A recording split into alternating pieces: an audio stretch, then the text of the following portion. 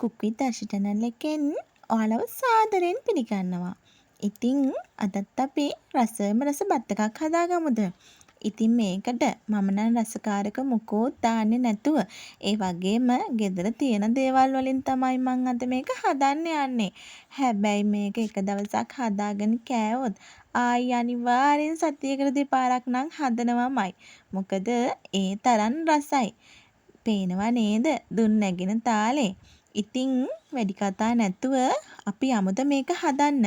ඔයාලගේ ගෙදර මේ වෙලාවේ ලුණු ගෙඩියයි සුදු ලුණු ගෙඩියයි තිබුණත් ඇති මේක නම් හදාගන්න. ඉතින් මට නම් මේ වෙලාවේ ග්‍රීන් පීස් ඇට ටිකකුයි බඩේරින්ගු ඇට ටිකකුයි තිබුණා. ඒක නිසා මං ඉස්සෙල්ලාම ඒ ටික තැම්බෙන්න තිබ්බා. ඉතින් මේ බත් එකට මේවා ඕනිම නෑ හොඳද? ගෙදර තියෙන ඕනි දෙයක් දාලා හදාගන්න පුළුවන්. සමහර විට මුංගට කව්පි තියෙනවා කියන්නකෝ. ඒ ටිකත් තැම්බෙන්න තියලා දැම්මත් මාරම රසයි. ඔන්න ඔය ටික තමයි මම මේ වෙලාවේ ගත්තේ. සුදු ලුණු ටිකක් හීනියට කපලා අරගෙන ලොකු ලුණු ගෙඩියකුත් මං කපලා ගත්තා. ඒ වගේම කුරුදු කොළ ටිකක් 3-5 ටිකක් වැඩිපුර ගත්තා. මිරිස් කුඩු ටිකක්, කහ කුඩු ටිකක්, ලුණු කුඩු, සූදුරු චුට්ටකුත් ගත්තා හොඳද? ඉතින් මට බටු ගෙඩි දෙකකුත් තිබුණ නිසා මම බටු ටිකකුත් හීනියට කපලා ගත්තා. ඔයාලට ගෙදර තියෙනවා නම් කැරට් අල ගෝමල් වගේ දේවල් තියෙනවා නම් මේ බටු වගේ හීනියට කපලා ගන්න පුළුවන් හොඳද? එතකොට බත් එක තවත් රසයි. ඉතින් ඒ වගේම මම මේකට චිකන් චුට්ටකුත් ගත්තා. මේකට අනිවාර්යයෙන්ම චිකන් ඕනි කියලා නෑ හොඳද? ඉතින් ඊට පස්සේ මම මේක හදන්න යන්නේ රයිස් කුකර් එකේ තමයි. කරි වර්ග මොකුත් නැති නිසා රයිස් කුකර් එකේම හදලා කන්න තමයි දැන් මේ හදන්නේ.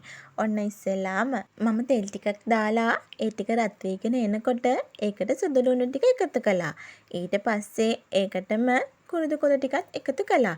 ඉතින් ඔයාලට කුරුදු කොළ හොයාගන්න නැත්නම් මේකට කුරුදු ටිකක් දාන්න පුළුවන්. ඒ වගේම මේකට තියෙනව නේද අර පැකට් එකක් බිරියානි වලට දාන පැකට් එක බිරියානි මල තියෙන එනසාලය මෙව තියෙන ඒ පැකට් එකේ ඒ බඩු ටික උනත් ඔයාලට දාගන්න පුළුවන්. හැබැයි මම නම් එන්නේ ඒකේ රසට කැමති නැහැ. ඒක නිසා මම දාගන්නේ කුරුදු කොළ විතරයි. ඉතින් ඊට පස්සේ මම අර කපලා අරන් තියාගත්ත ඔක්කොම මේකට එකතු කරලා ඒකත් චුට්ටක් තෙලෙන් තැම්බෙන තමයි මේ තිබ්බේ. ඉතින් තෙලෙන් ටිකක් මේ පහේ ටික තැම්බුවාම ලස්සන තෙල් පාටක් එනවා. ඒක නිසා මන් ටිකක් වෙලා මේක තෙලෙන් තැම්බුවා. ඉතින් ඔයාලා සර ගොඩක් හොයන අය නම් මේකට තව ටිකක් මිරිස් කුඩු ටිකක් වැඩි කරගෙන මිරිස් කරල් ටිකක් එහෙම කපලා දාන්නත් පුළුවන්. ඉතින් ඊට පස්සේ මම නම් මේ වෙලාවේ ගත්තේ බාස්මති හාල් ටිකක් තමයි. ඉතින් ඔයාලට නාඩු හාල් වලින් හැදුවොත් නම් රසක් කෙන එකක් නැති වෙයි. නැතුව සුදු හාල් වලිනුත් ඉතින් ගොඩක් දුරට හදන්නේ නෑනේ. අනිත් හෝනි හාලක් ගන්න පුළුවන් හොඳද? ඔන්න මේ පේනව නේද? චූටි කප් එකකින් තමයි මම මේ චිකන් ටික අරන් තියෙන්නේ. ඉතින් මට මේ වෙලාවේ තිබෙන්නේ මෙච්චරයි. ඔයාලට මේකට චිකන් අනිවාර්යයෙන්ම නෑ හොඳද? මට ඒක වේලාසෙන් අරන් තියන්න බැරි වුණා. මට මතක් වුණේ මේක හදනකොට තමයි චිකන් තියෙනවා කියලා.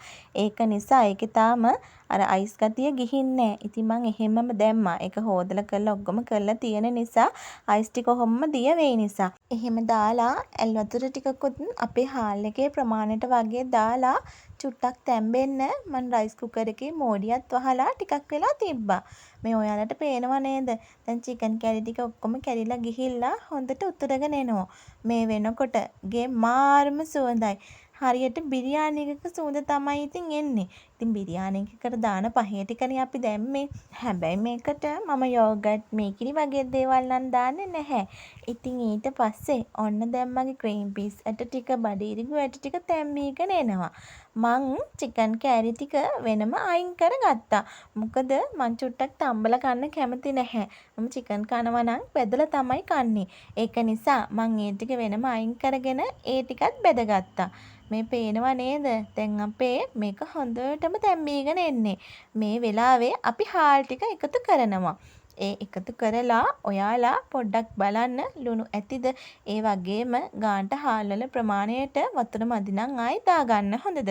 ඊට පස්සේ ඒ ටිකත් හොඳට පහේ ටික කලවම් වෙන්න කලවම් කරලා මං අර තැම්බෙන්න තියපු ග්‍රීන් පීස් ඇට ටිකයි බඩේරු ඇට ටිකයි මේ බලන්නකෝ දැන් හොඳටම තැම්බිලා තියෙන්නේ. මං ඒ ටිකත් මේකට දාගන්නවා.